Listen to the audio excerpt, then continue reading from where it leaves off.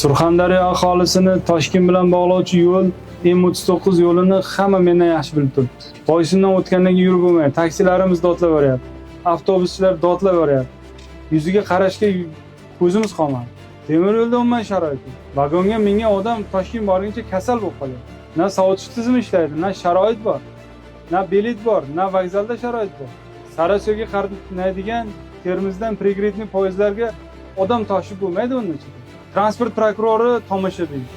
O'g'ayni, mansabdor odam obro'yni mehnat bilan oladi. Umuman sharoit yo'q. Qanday odam toshyapsan unda? Odam toshyapsanmi? Pulini olyapsanmi, tekinmi? Nimaga transport prokurori tomoshabin? Nima uchun qonun ustuvorligi ta'minlanmaydi? Nima uchun chora ko'rilmaydi? Transport boshqarma qayerga qaraydi? Aviabiletlarda umuman sharmanda. Narxi 2 barobar bo'lib ketgan. Monopoliya degan tashkilot tomoshabin. Qanday borsa kambag'al odam bu bilet narxini qarab bo'lmaydi. Umuman tanish biliksiz bilet olib bo'lmaydi. Prezidentimiz temir yo'ldan yurib qancha e'tiroz qildi. Bir hafta ichida prigredniy poyezdi, Toshkentga qatnaydigan poyezdni ham to'liq jihozlaysiz. Odam minadigan sharoit qilib, hamma nima talab qo'yilgan bo'lsa qilinishi shart. Biletni ham monopoliya to'liq tahlil qilsin. Kompaniya necha pul odamlarga ustama qo'yib o'tirdi. Odamlarimizga rahmat, indamay shu minib ketib boryapti. Student, qarri odamlar. Nafas olib bo'lmaydi uning ichida. Bu prokuror chiqadimi uning ichida? Yuragi ko'tariladi, bu uchun vaqt yo'q. Operativ xodimlarning qayerga qarayapti? Buni SES degan tashkiloti bormi o'zini? Qayerga qarayadi ular?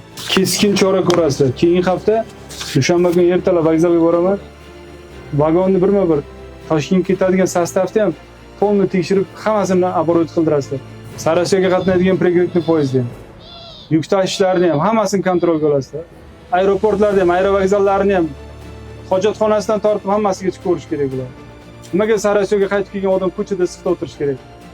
Nima uchun qurilgan o'zi zavod? Hech kim bepul tashiyotgan yo'q. Bepul ketyaptimi bironta odam? Pulgami? Bilet sotib olyaptimi? Xizmat qilish kerak bunda.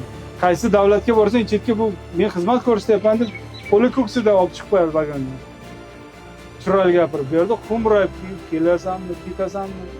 Kimsan degan savolga javob ber. Mana monopoliya to'liq uzchat qilib mana biletlarni joyga tushirsin. Odamlarga onlayn shaffof e'lon qilish kerak. Ikkita kasser xohlagan ishini qilish kerak emas. Tanishi bor bilet olish kerak emas. 10 so'mlik biletni 25 so'm sotyapti. Aldab sun'iy to'siqlar bilan. Bir hafta bayramona amanasi bezatilsin, vagonlarda odamlar chiqib rahmat deyish kerak.